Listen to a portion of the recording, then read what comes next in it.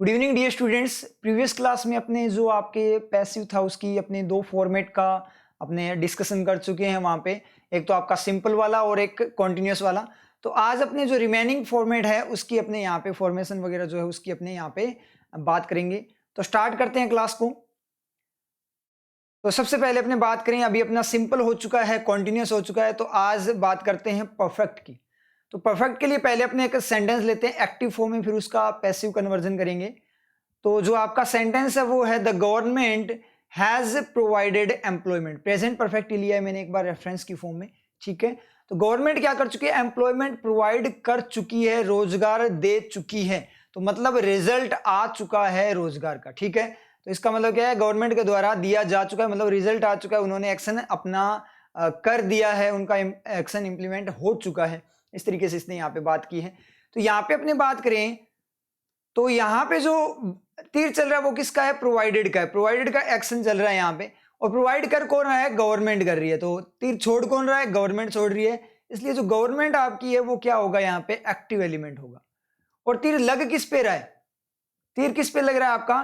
तीर आपका लग रहा है एम्प्लॉयमेंट पे। तो इसका मतलब वो तीर खा रहा है तो वो उसका क्या होगा? पैसिव एलिमेंट होगा, एम्प्लॉयमेंट, ठीक है। इतना अपने क्लियर होता है। अब पैसिव कन्वर्जन के लिए अपने को पता है जो सब्जेक्ट होता है पैसिव का वो क्या होता है? आपका पैसिव एलिमेंट होता है। तो यहाँ पे जो सब्जेक्ट बनेगा वो आपका क्या बनेगा? एम्प्लॉयमेंट। पैसिव एलिमेंट अपने को मिल चुका है तो सब्जेक्ट बनेगा आपका एम्प्लॉयमेंट।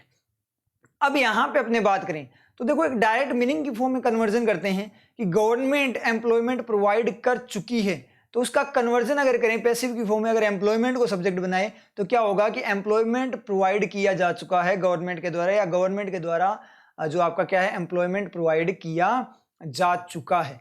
समझ में आ रही है आपके? तो इस तरीके से ये वर्क करेगा। तो यहाँ पे पैसिव एलिमेंट आपका एम्प्लॉयमेंट है, गवर्नमेंट ने इसको एम्प्लॉयमेंट को प्रोवाइड किया। जैसे मैं बात करूं मार्कर को मैंने यूज किया, तो मार्कर या यूज करता हूं या कर रहा हूं, तो मार्कर आपका किस फॉर्म में है? यूज्ड फॉर्म में है।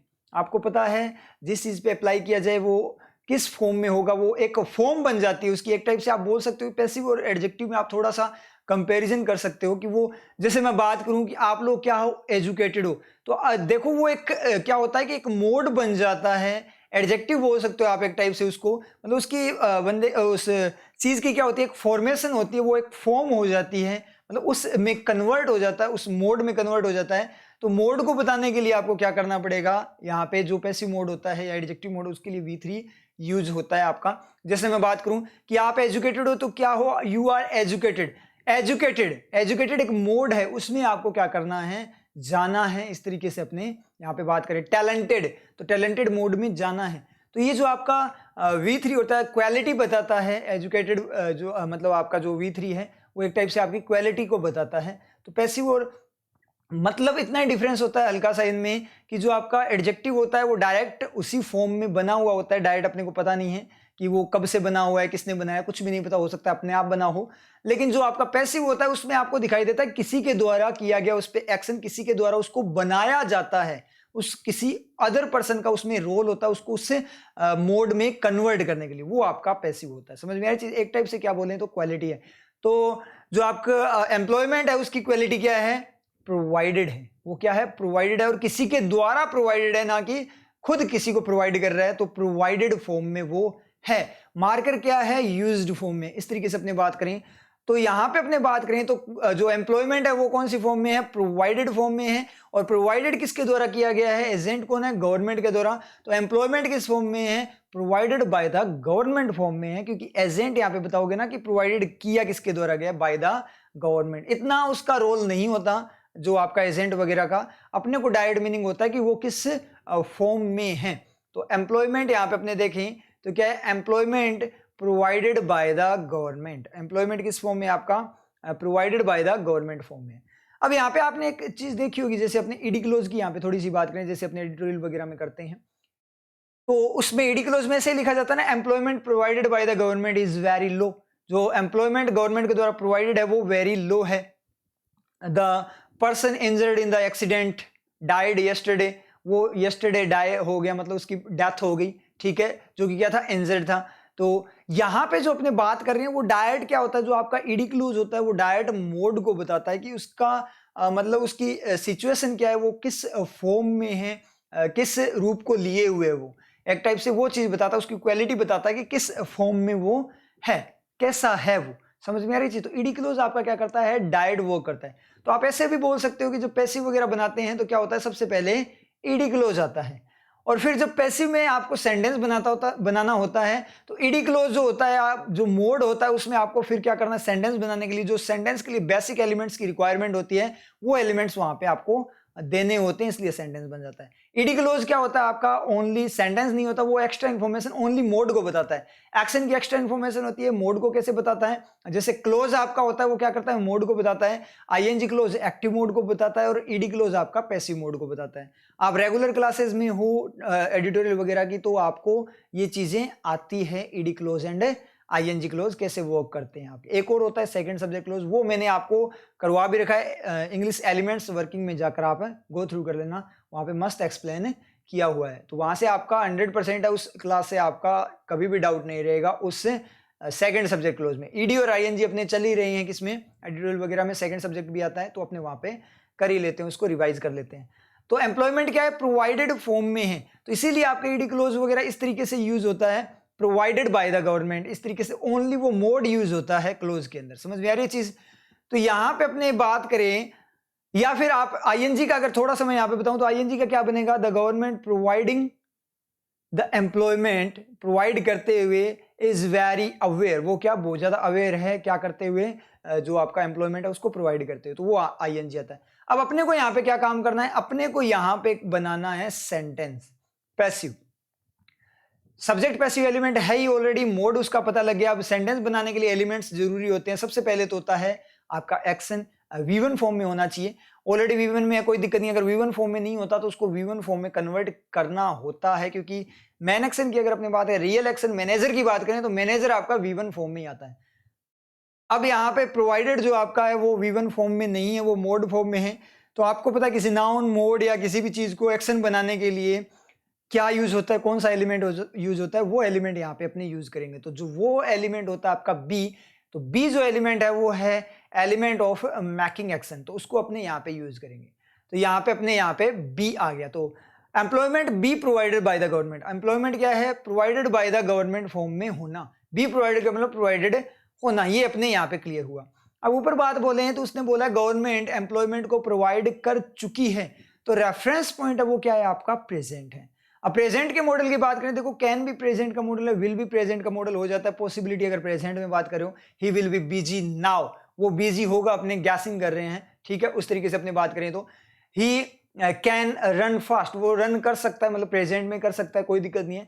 लेकिन मैं यहाँ पे बात कर रहा हूँ जो ऊपर की बात है उसके अकॉर्डिंग, ऊपर की बात बोल रहा है कि गवर्नमेंट एम्प्लॉयमेंट प्रोवाइड कर चुकी है, मतलब रिजल्ट आ चुका है। ना तो एबिलिटी बता रहा है, ना पॉसिबिलिटी, प्रोबेबिलिटी, कुछ नहीं बता रहा, ना कंपल्सन वगैरह बता रहा है, सिर्फ सिंपल फॉर्म में, फिक्स फॉर्म में बोल रहा है क्या, कि गवर्नमेंट एम्प्लॉयमेंट प्रोवाइड कर चुकी है। इसका मतलब एम्प्लॉयमेंट प्रोवाइड किया जा चुका है। तो इसका मतलब जो आपका मॉडल आएगा वो आएगा डू या डज, फिक्स का मॉडल प्रेजेंट का डू या डज। एम्प्लॉयमेंट सिंगुलर या प्लूरल, एम्प्लॉयमेंट आपका सिंगुलर इसलिए क्या आएगा, डज आएगा। तो यहां पे आपका मॉडल आ जाता है does, employment does be provided by the government. अब ये हो गया, डज बी को मिलाकर देखें तो क्या होगा, employment is provided by the government. तो ये तो आपकी जो चीज हो गई वो हो गई सिंपल वाली, लेकिन अपने को यहाँ पे वर्क करना है किस पे, परफेक्ट पे। तो परफेक्ट के लिए अपने को क्या यूज करना होता है, एलिमेंट देना होता है परफेक्ट का। ये मैंने आपको बहुत ज्यादा डिटेल में एक्सप्लेन किया हुआ है। अगर टेंसेस की अपने एक्टिव वाले पार्ट की बात करो तो वहां पे आप डिटेल में जाकर देख लेना। परफेक्ट के लिए आपको परफेक्ट का एलिमेंट देना पड़ेगा। सिंपल तो नॉर्मल गवर्नमेंट प्रोवाइड करती है, ठीक है, नॉर्मल है, लेकिन कर चुकी है इसका मतलब, तो इसका मतलब क्या है, रिजल्ट आ चुका। रिजल्ट को बताने के लिए परफेक्शन आ गया, रिजल्ट आया मतलब बात में स्टॉप लगा, बात कंप्लीशन पे आई, कंप्लीशन पे आई, इसका मतलब परफेक्ट है। सिंपल में कुछ नहीं पता लगता, ना कंप्लीशन पता लगता है, ना ये पता लगता है कब से शुरू हुआ कब खत्म हुआ, कुछ नहीं पता लगता। तो आपका ये क्या होगा, डायरेक्ट अपने यहाँ पे बात करें तो परफेक्शन है। तो परफेक्शन को डिनोट करने के लिए आपको यूज करना होता है element of perfection, that is have. Have जो आपका है वो है एलिमेंट ऑफ परफेक्शन।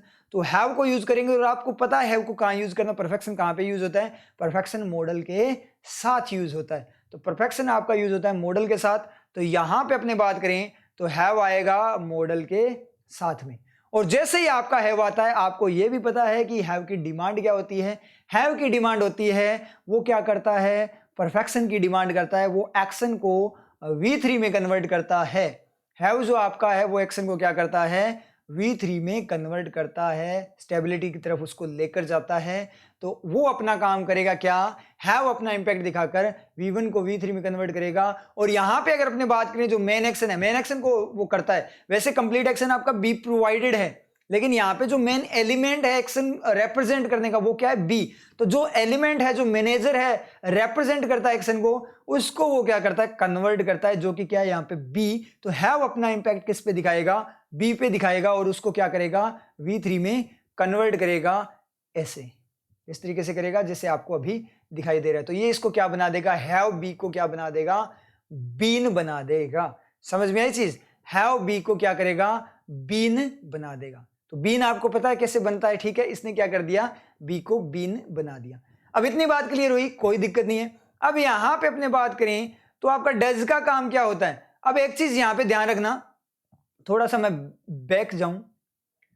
आप बोलोगे सर डज बी को एब्जॉर्ब भी तो करता है ना, तो वो इसको, क्योंकि इसको देखते इसके लार टपकने लग जाती है, ठीक है।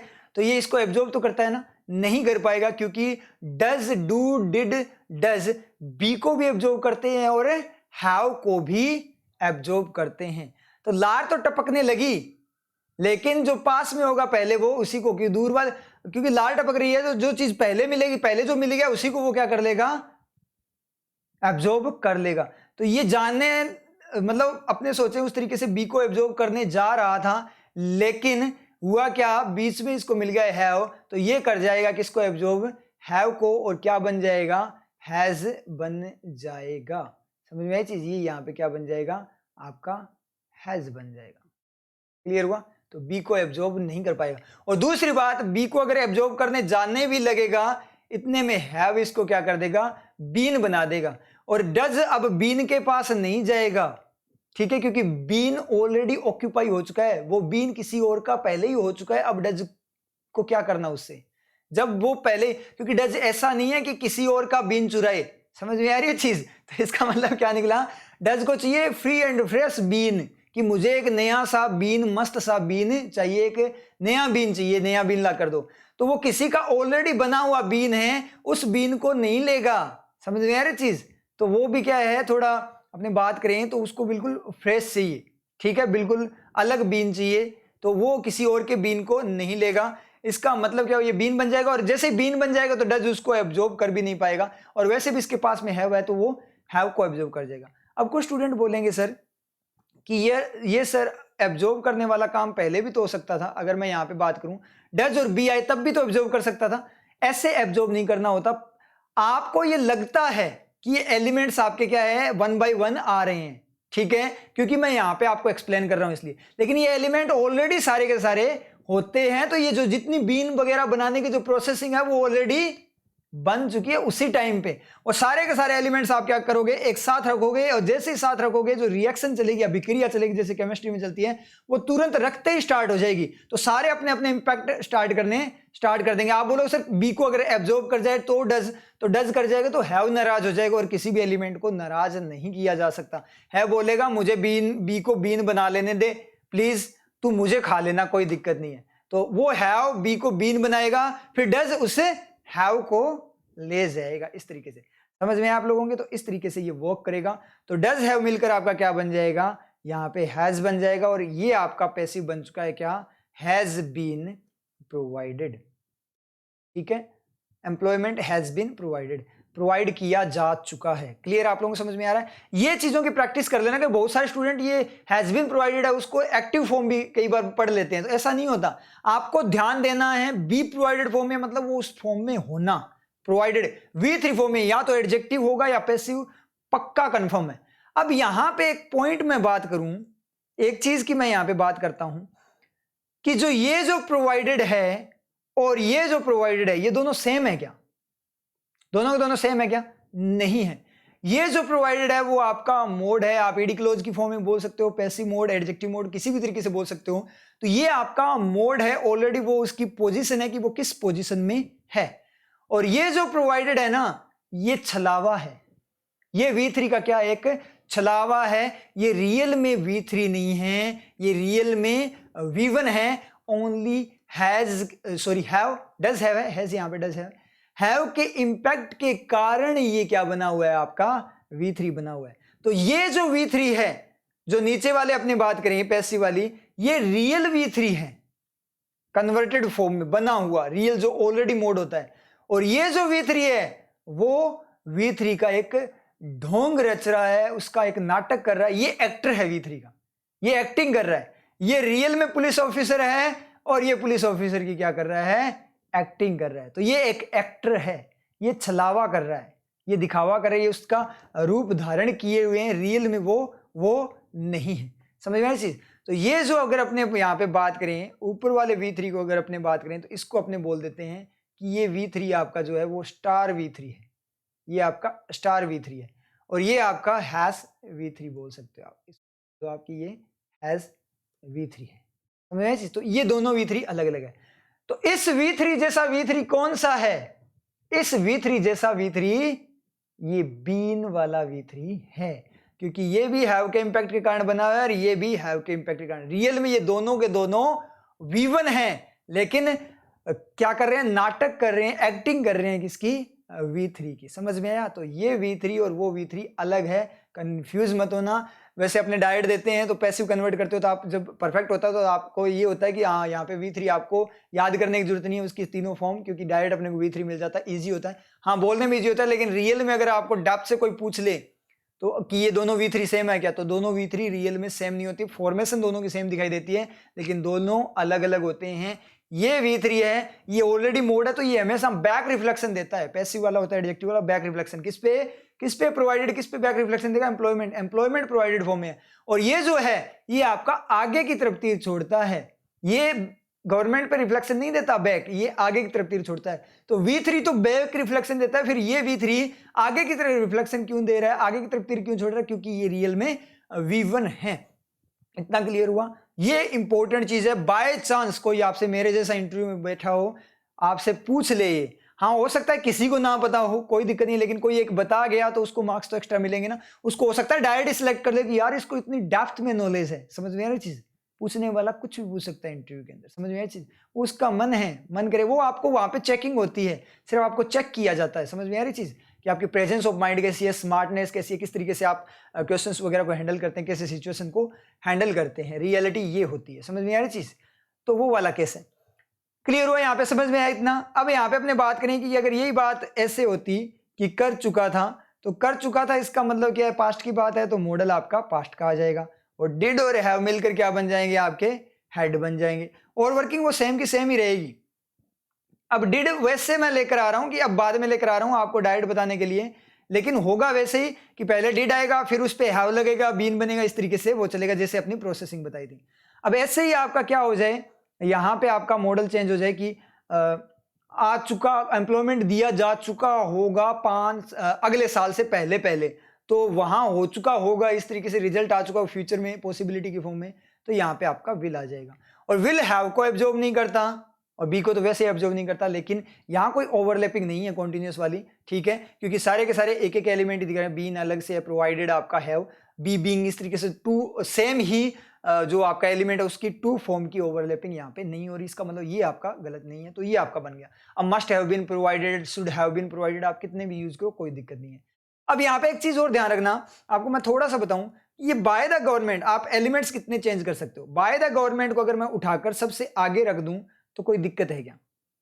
आपको पैसिव में स्ट्रक्चर हटवाई जाती है क्या, कि आपको बताया जाता है ऑब्जेक्ट, यही लिखवाया जाता है ना, ऑब्जेक्ट प्लस, जैसे अपने परफेक्ट की बात करें, object plus has have, present perfect की बात करें, object plus has have plus been plus V3 plus by plus subject, ऐसे बोलते हैं ना, ऑब्जेक्ट प्लस। तो ये पूरी की पूरी स्ट्रक्चर गलत, क्योंकि जब ऑब्जेक्ट आएगा तो वो ऑब्जेक्टिव फॉर्म में आना चाहिए ना। जैसे मैं बात करूं, जैसे अपने कल ही बात की थी, ही प्रिपेयर्ड हर, उसने उसको प्रिपेयर किया, तो हर वोज, अगर ऑब्जेक्ट ला रहे हो तो हर वोज प्रिपेयर्ड होना चाहिए, लेकिन होता ही नहीं है। मतलब बंदा आपको लिखवाया जा रहा है कि ऑब्जेक्ट प्लस ये होगा, तो फिर आप उसको बोलते क्यों नहीं कि सर अगर यहाँ पे ऑब्जेक्ट प्लस आप बोल रहे हो तो वहां ऑब्जेक्ट आना चाहिए ना, हर आना चाहिए, सी क्यों लेकर आ रहे हो? वो तो सब्जेक्ट होता है, सब्जेक्टिव फॉर्म में, इसका मतलब सब्जेक्ट है। ऑब्जेक्टिव फॉर्म में पहले ही आप प्रोनाउन में लिखा देते हो कि सब्जेक्टिव फॉर्म कौन कौन सी है, subjective form, objective form, possessive form, इस तरीके से लिखवाते हैं नहीं लिखवाते? तो सर वो तो फिर गलत हो गया ना। आप बोल रहे हो फर्स्ट पे ऑब्जेक्ट आएगा, स्ट्रक्चर में लिखवाए जा रहे हो ऑब्जेक्ट आएगा, तो फिर ऑब्जेक्ट है कहां? आप तो सब्जेक्ट लिखे जा रहे हो, यहाँ पे सेंटेंस में आपका सब्जेक्ट आ रहा है, फिर ऑब्जेक्ट क्यों लिख रहे हो? इसको बोल देना डायरेक्ट। तो वहां पे क्या आता है, पैसिव एलिमेंट आता है, और स्ट्रक्चर वगैरह वैसे भी नहीं रटनी, क्योंकि इस तरीके से जैसे अपने कर रहे हैं ना, इस तरीके से एलिमेंट वर्क करते हैं। क्योंकि स्ट्रक्चर रटोगे तो बाय फिर बाद में लास्ट में लिखवाते हैं, लेकिन बाय पहले भी तो आ सकता है। सेंटेंस क्या होगा, by the government employment will have been provided, या by the government employment has been provided, by the government employment is provided, by the government employment is being provided. कोई दिक्कत नहीं है, ये भी सेंटेंस आपका बिल्कुल सही है। तो स्ट्रक्चर यहाँ पे गलत हुई कि नहीं हुई? हो गई ना, क्योंकि बाय अपने को लास्ट में लिखवाते थे, लेकिन यहाँ तो बाय पहले आ रहा है। तो ये डिपेंड एलिमेंट्स को मूव करने का इसीलिए करते हैं ताकि फोकस किया जाए। अगर मैं इसकी बात करूं, जैसे मतलब इसमें मैं नॉर्मल बात करूं कि एम्प्लॉयमेंट प्रोवाइड किया जा चुका है गवर्नमेंट के द्वारा, अच्छा ठीक है, एम्प्लॉयमेंट प्रोवाइड किया जा चुका है, उस पर ज्यादा फोकस जा रहा है। गवर्नमेंट के द्वारा, अच्छा गवर्नमेंट के द्वारा कुछ हुआ, क्या हुआ है? एम्प्लॉयमेंट प्रोवाइड किया जा चुका है। अच्छा गवर्नमेंट के द्वारा प्रोवाइड किया गया, मैंने सोचा किसी कंपनी ने प्रोवाइड किया है। फोकस गवर्नमेंट पे, समझ आई चीज? इस तरीके से आपके एलिमेंट्स क्या होते हैं, मूव करते हैं। समझ में आ रही है चीज? तो ये आपको क्या करना, उनको आपस में मूव करना होता है।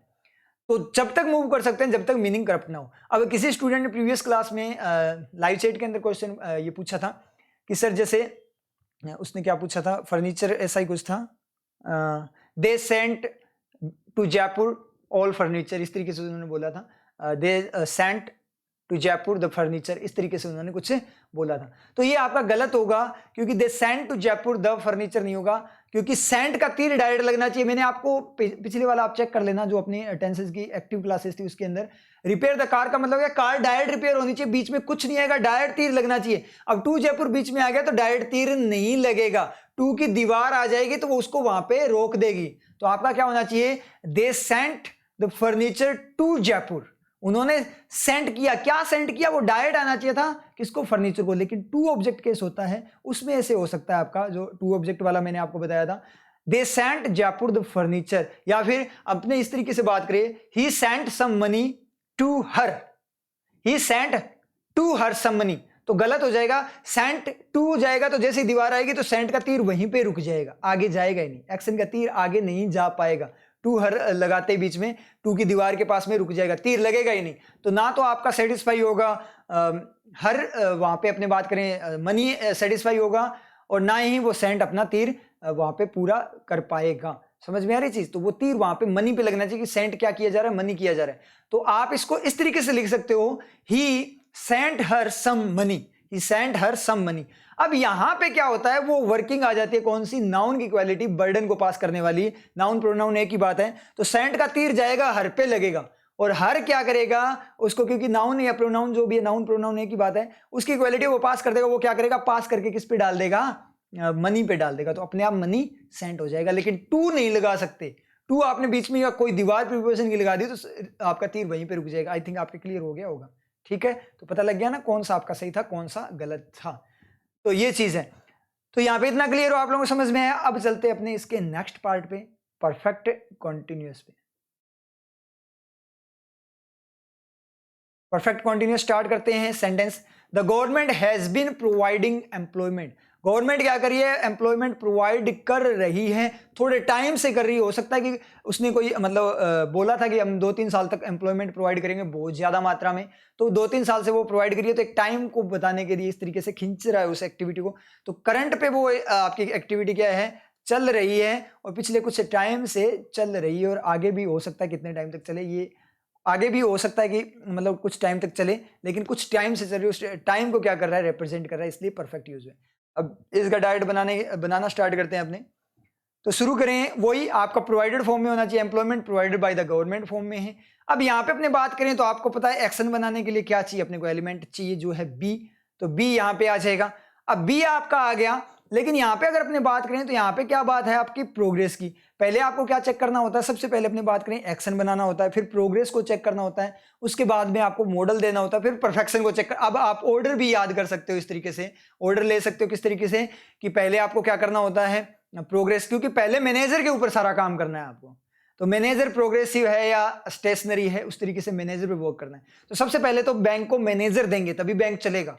तो पहले दिया आपने मैनेजर, फिर देखेंगे कि मैनेजर है कैसा, स्टेशनरी या प्रोग्रेसिव, ठीक है, वो डिफाइन हो जाएगा। उसके बाद में उसको असिस्टेंट देंगे, फिर देखेंगे असिस्टेंट कैसा है, परफेक्ट है या सिंपल वे में बात करें, असिस्टेंट लठ लेकर या डंडा लेकर जा रहा है या फिर सिंपल फॉर्म में जा रहा है, वो चेक करेंगे। तो सारा का सारा स्टेप बाय स्टेप चल रहा है, जो रियल प्रैक्टिकल चीज है उसी के अकॉर्डिंग चल रहा है कि सबसे पहले बैंक को क्या दिया जाता है, मैनेजर दिया जाता है, फिर देखा जाता है मैनेजर कैसे। अब मैनेजर पे, क्योंकि जो रिप्रेजेंट करता है मेन तो मैनेजर होता है, तो मैनेजर को देखा जाएगा कि मैनेजर कैसे वो कर रहा है, कैसा है, उस तरीके से। उसके बाद मैनेजर को असिस्टेंट दिया जाएगा बैंक चलाने के लिए।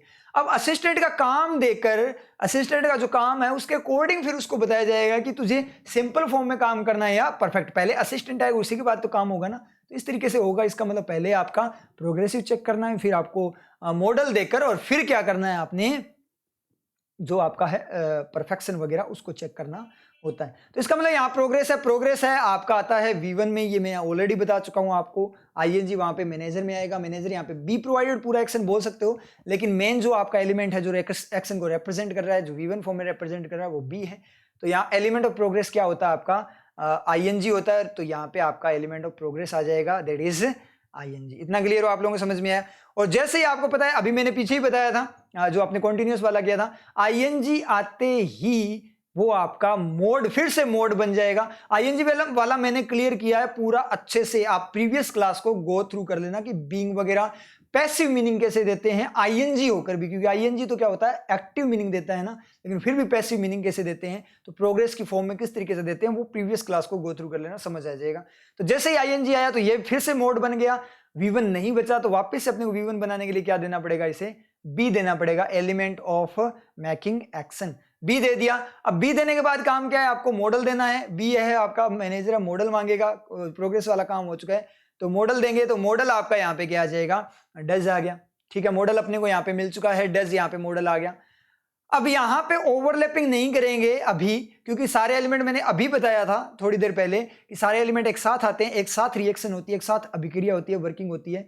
तो यहाँ पे अपने जो करेंगे वो क्या करेंगे, पहले चेक करेंगे बात क्या कुछ टाइम से चल रही है, 3 घंटे से चल रही है, या इस तरीके से 2 साल से चल रही है, इस तरीके से परफेक्शन को बताया। ऊपर वाली बात में बात करें तो ऊपर परफेक्शन सिंस फॉर देना जरूरी नहीं होता, डायरेक्ट परफेक्शन का पता लग जाता है। क्योंकि जैसे आप बोलो हैज बीन प्रोवाइडिंग, इसका मतलब एक तो आप बोलो गवर्नमेंट इज प्रोवाइडिंग एम्प्लॉयमेंट, अच्छा अब दे रही है, हो सकता है पहले ना दिया हो सकता है आगे ना दे, अभी दे रही है, कोई मतलब नहीं, ओनली अब पे फोकस करेगा, मतलब इतनी ज्यादा मतलब खुशी नहीं होगी।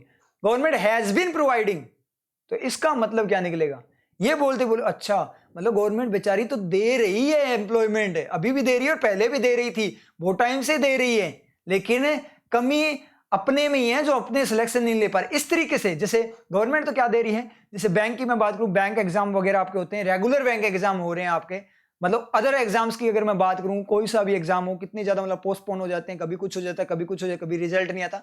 लेकिन बैंक की जो एग्जाम है, बैंकिंग ऑर्गेनाइजेशन वगैरह है, वो क्या करे, back to back regular way में वैकेंसीज दे रही है, फिर भी अपना सिलेक्शन नहीं हो रहा, इसका मतलब कमी अपने अंदर है। तो बैंक एग्जाम के लिए अपने क्या बोलेंगे, has been providing, banking organisation वगैरह के लिए बोलेंगे हैव बीन प्रोवाइडिंग, वो प्रोवाइड कर रही है। बात पढ़ते ही पता लग रहा है ना, तो हैज बीन प्रोवाइडिंग इस तरीके से। अब गवर्नमेंट से अपने बात करें कि आपने रोजगार नहीं दिया, तो गवर्नमेंट तो ऐसे बोलेगी we have been providing, we are providing. अगर वो बोलेंगे वी आर प्रोवाइडिंग तो ऐसे बोलेंगे हाँ कोई दिक्कत नहीं है, पहले नहीं दे पाए थे, मजबूरी थी, अब हम इस बात को बोलने के लिए अब हम प्रोवाइड कर रहे हैं, वी आर प्रोवाइडिंग, हम प्रोवाइड कर रहे हैं, टेंशन मत लो। अगर वो ऐसे बोले कि क्यों नहीं दे रहे, आप पीछे से उठाकर देखो ना सारा का सारा डेटा, वी हैव बीन, वहां वी आर प्रोवाइडिंग नहीं होगा, वी हैव बीन प्रोवाइडिंग बोलकर देखो, आप खुद कोई वेट वजन दिखाई देता है वहां पे बात में, we are providing, we have been providing, दोनों में वजन दिखा कि नहीं दिखा, किस में वजन दिखा, हैव बीन में दिखा। इसका मतलब वो कुछ टाइम को भार लिए उस एक्टिविटी पे, वजन लिए हुए है, वजन लिए हुए, इसका मतलब परफेक्शन है, वेट को बताता है आपका परफेक्ट साथ। समझ में क्लियर, आपके समझ में आया ना किस तरीके परफेक्ट और सिंपल आपका होता है, उसमें कैसे डिफरेंस करते हैं, समझ में आ रही चीज कॉन्टिन्यूअस वगैरह में। तो ये आपकी चीज है। तो यहाँ पे जैसे आएगा परफेक्शन, परफेक्शन है तो मॉडल ऑफ जो एलिमेंट ऑफ परफेक्शन हैव आ जाएगा, और हैव आएगा आते ही V1 को V3 में, V1 इसके पास पड़ा है, B जो मेन एक्शन है तो इसको वो बना देगा क्या, बीन बना देगा। और डज क्या करेगा, हैव को क्या करेगा, एब्जॉर्ब करेगा। बीन को तो वैसे ही डज एब्जॉर्ब नहीं करता, बी को एब्जॉर्ब करता है, बीन को तो एब्जॉर्ब करता ही नहीं है, ऑलरेडी मैं आपको बता चुका हूं। तो डज क्या करेगा, हैव को एब्जॉर्ब करेगा, और हैव को एब्जॉर्ब करके खुद क्या बनेगा, हैज बनेगा। तो आप कैसा भी केस लेकर आ जाओ, कैसा भी केस, ठीक है, ये तो हैज बन जाएगा, कैसा भी केस लेकर आ जाओ, ये बीन आपका कोई एब्जॉर्ब नहीं कर पाएगा, क्योंकि बीन तो बीन होता है। समझ में आ रही चीज, समझ में आ रही चीज। जब शादी के अंदर, अपने मैरिज के अंदर बात करें, सबकी पिटाई हो जाती है लेकिन दूल्हे की पिटाई नहीं होती है। हाँ, किसी के मतलब बहुत ज्यादा, मतलब किस्मत बहुत ज्यादा खराब हो तो सबसे पहले दूल्हे की पिटाई हो जाती है, ठीक है, आजकल हो जाता है। लेकिन माना जाता है ऐसे कि हमेशा दूल्हे को क्या किया जाता है, सिक्योरिटी दी जाती है हमेशा, चाहे अपने बात करें दूल्हे की साइड से बात करें चाहे दुल्हन की साइड से, तो उनकी पिटाई नहीं होती है दूल्हे दुल्हन की। लेकिन आजकल ट्रेंड थोड़ा चेंज हो चुका है। लेकिन अपने नॉर्मल प्रैक्टिकल फॉर्म में बात करें, किसी की भी पिटाई हो सकती है, कोई भी पिट सकता है, लेकिन दूल्हा नहीं पिटता है। ये चीज होती है कि नहीं होती। जैसे मैं थोड़ा सा आपको एक बताऊं, तो मैंने ये बोला था, एक पॉइंट बोला था, थोड़ी सी मेरी बात बताऊं। कजन की मैरिज थी तो मैंने उसको ऐसे बोला था, मैं देख ढंग से रहना मेरे साथ, अदरवाइज देख आज तक कभी भी इतिहास में किसी शादी के अंदर दूल्हे की पिटाई नहीं हुई है, लेकिन फर्स्ट टाइम कोई दूल्हा पीटेगा, समझ गया। इसलिए तू रहना थोड़ा एटीट्यूड में मत आना, इसलिए मेरे साथ सही रहना। तो उस तरीके से बात अपने करें, तो इसका मतलब क्या हुआ, बीन आपका कोई एब्जॉर्ब नहीं कर सकता। तो बीन को कोई एब्जॉर्ब नहीं कर सकता, तो हमेशा ना बीइंग एब्जॉर्ब होगा, बी एब्जॉर्ब हो जाता है। तो हमेशा हमेशा के केस में अगर अपने बात करें तो बीन और बीइंग अगर आएंगे तो ये दोनों हमेशा क्या करेंगे, ओवरलैपिंग करेंगे ही करेंगे। तो ओवरलैपिंग होगी, इसका मतलब ये आपका पैसिव नहीं बन पाएगा। तो जब डज का भी नहीं बना, ऐसे ही डिड का भी नहीं बनेगा, विल वगैरह किसी भी मॉडल का पैसिव नहीं बनेगा। इसका मतलब क्या निकला, परफेक्ट कॉन्टिन्यूअस का कोई पैसिव नहीं होता, परफेक्ट कॉन्टिन्यूअस का पैसिव बनता ही नहीं है। क्लियर हुआ आप लोगों को, समझ में आया। अब पता लगा ना परफेक्ट कॉन्टिन्यूअस का पैसिव क्यों नहीं बनता। डायरेक्ट यूज कर लेते हैं कि एम्प्लॉयमेंट प्रोवाइड किया जा रहा है, परफेक्शन की फॉर्म में नहीं बताया जाता। अब मीनिंग की फॉर्म में नहीं बनता, ये नहीं होता, दिक्कत होती है फॉर्मेशन की फॉर्म में नहीं बनता। ये क्यों नहीं बनता, कि इसे बना भी तो सकते थे, क्यों, क्योंकि ये यहाँ पे ओवरलैपिंग ऑकवर्ड लगने लग, बीन बीइंग प्लेड प्लेइंग, इस तरीके से ये क्या लगने लग जाता है, ऑकवर्ड लगने लग जाता है। इसलिए इसको पैसिव की फॉर्म में लिखते ही नहीं। लिखने में ये आपका क्या है, ऑकवर्ड। बोलने में ऑकवर्ड ना हो कोई दिक्कत नहीं है, ये कुछ टाइम से, मतलब कई सालों से एम्प्लॉयमेंट प्रोवाइड किया जा रहा है, तो क्या दिक्कत है। तो बीइंग ही यूज होगा वहां पे, डायरेक्ट सिंपल को यूज करते हैं वो, ठीक है। क्यों, क्योंकि बोलने में तो कोई दिक्कत नहीं है, लेकिन लिखने में इनसेंसिबल है, सेंसिबल नहीं है, नॉन सेंस है, नॉन सेंस है, उसको यूज नहीं करते, क्योंकि बीइंग इस तरीके से ओवरलैप। समझ में आया आप लोगों की। तो इस तरीके से चीजें चलती है। अब यहां से कितनी बातें आपके क्लियर हुई, सोचने वाली बात है ना, कि आपका जो क्या है, अपने अगर यहां पे बात करें तो एक सबसे बड़ा पॉइंट ये क्लियर होता है कि बोलने से डायरेक्ट कुछ भी नहीं बोल सकते आप अपनी मर्जी से, उसके लिए फॉर्मेशन भी होनी चाहिए, वो चीज जो बोल रहे हो वो सेंसिबल भी होना चाहिए, लिखने में भी वो सेंसिबल जाना चाहिए। इस तरीके से आपकी इंग्लिश वर्क करती है। तो लिखने में ऑकवर्ड था, इसलिए बोलो चाहे कैसे ही, लेकिन लिख नहीं सकते, क्योंकि लिखने में ऑकवर्ड है, हर चीज को ध्यान में रखा जाता है। अब ये बोलने में तो आप इसको बोलोगे, कोई बोलता है कि डायरेक्ट बोलते उस तरीके से सेंसिबल फॉर्म में, अगर बोलने की फॉर्म में रीडिंग से आपकी क्या हो जाएगी, इंग्लिश बन जाएगी, नहीं बनेगी। रीडिंग से बनेगी तो आप बोलने की फॉर्म में बनाओगे डायरेक्ट, कि हाँ इस तरीके से 5 साल से प्रोवाइड किया जा रहा है, हो सकता है ना, तो इस तरीके से बनाओगे। लेकिन ये तो गलत हो गया ना। तो ये जो आपकी साइंटिफिक अप्रोच है ना, ये सबसे बेस्ट होती है। ये हर एक एलिमेंट को फिल्टर करती है कि बोलने की फॉर्म में सही है या नहीं, लिखने की फॉर्म में सही है कि नहीं, रिप्रेजेंट करने की फॉर्म में सही है नहीं, हर चीज को फिल्टर करके फिर आपकी अप्लाई होती है। हर चीज को फिल्टर कर देगी, हर वे में आपको क्या बनाएगी, परफेक्ट बनाएगी, कहीं पे भी आपको गलत नहीं होने देगी। तो ये आपका कॉन्सेप्ट है, जिस तरीके साइंस की फॉर्म में अपने कर रहे हैं, इसी से अपने को पता लगा है कि ये परफेक्ट कॉन्टिन्यूअस क्यों नहीं होता। क्योंकि अपने बोलने को बोल सकते हैं, परफेक्ट कॉन्टिन्यूअस को पैसिव में बोल तो सकते हैं कि पिछले 5 साल से एम्प्लॉयमेंट प्रोवाइड किया जा रहा है, बोल तो सकते हैं, फिर भी इसका क्यों नहीं होता, क्यों नहीं होता, पता लगा ना। क्योंकि राइटिंग के अंदर ये क्या होता है, ऑकवर्ड होता है, इसलिए नहीं होता। कहां से पता लगा, बोलने से पता लगेगा, डायरेक्ट बताने से पता लगेगा, कहां से पता लगा, अपनी साइंटिफिक अप्रोच के कारण पता लगा। तो ये आपको साइंटिफिक अप्रोच यूज करनी है, और ये अप्रोच ओनली इंग्लिश में काम नहीं आएगी, हर सब्जेक्ट में आपके काम आएगी। क्लियर है, समझ में आया? इसका मतलब अब आप कुछ भी करो, विल करो, डिड करो, कुछ भी करो, ये पूरा का पूरा क्या है, गलत है। कोई भी मॉडल यूज कर लो, ये आपका गलत है। इसका मतलब पूरा परफेक्ट जो कॉन्टिन्यूअस होता है उसका कोई पैसिव नहीं होता। इतना क्लियर हुआ? तो ठीक है, फिर इतनी चीजें क्लियर होगी, आपका ये जो आपका पैसिव पार्ट है वो भी कंप्लीट हो चुका है। ठीक है, मात्र 2 क्लासेज में आपका पैसिव हो चुका है। तो tenses classes only I think आपकी 5 क्लासेज में आपके कंप्लीट टेंसेज हो चुके हैं, एक्टिव एंड पैसिव दोनों के दोनों। तो इनको क्या कर लेना, आप गो थ्रू कर लेना अगर आपको कोई भी डाउट हो, और रिवाइज करना इनको अच्छे से, तो आपकी सारी चीजें क्लियर हो जाएगी। इनको बार बार रिवाइज करो, जब भी पढ़ते हो तो उसके साथ भी रिवाइज किया करो। आपको कोई एडिटोरियल वगैरह में डाउट आए तब भी आप इस क्लास को वापस से देख लिया करो, तो आपको कभी भी डाउट नहीं आएगा, एरर वगैरह में हर जगह। तो इसको क्या करो, साथ साथ रिवाइज किया करो। तो बहुत ज्यादा इंपॉर्टेंट क्लासेस है ये आप लोगों के लिए, आपका बेस है। टेंसेज इंग्लिश का बेस होता है, तो ये आपका बेस है, और रियल वर्किंग है। यहाँ पे ना कोई स्ट्रक्चर रटनी, कुछ भी नहीं रटना, सारी की सारी रियल वर्किंग है। कहीं पे कुछ भी डाउट नहीं आएगा आप लोगों को किसी भी पॉइंट पे। जैसे स्ट्रक्चर में डाउट आता है कि विल के साथ बी कैसे आ गया, इज के साथ बी क्यों नहीं आया, परफेक्ट कॉन्टिन्यूअस का क्यों नहीं होता पैसिव, प्रेजेंट और पास्ट कॉन्टिन्यूअस का पैसिव होता है लेकिन फ्यूचर कॉन्टिन्यूअस का क्यों नहीं होता, मॉडल कॉन्टिन्यूअस का क्यों नहीं होता। तो ये सारी की सारी चीजें आपकी क्लियर हो गई इन क्लासेस से, आपको कभी भी ये डाउट नहीं होंगे। अब तक आपको डाउट थे तो हमेशा के लिए आपके क्लियर हो चुके हैं। समझ में आया? तो इन क्लासेस को रिवाइज कर लेना, अच्छे से रिवाइज कर लेना, सारी की सारी एक्टिव और पैसिव। अब दोनों क्लासेस को रिवाइज करना, एक्टिव वाला पार्ट और पैसिव वाला साथ में दोनों देखना, आप दोबारा से रिवाइज करना, आपको 100% शानदार वाला इंप्रूवमेंट मिलेगा। ठीक है, ठीक है, फिर मिलते हैं नेक्स्ट क्लास में। All the best.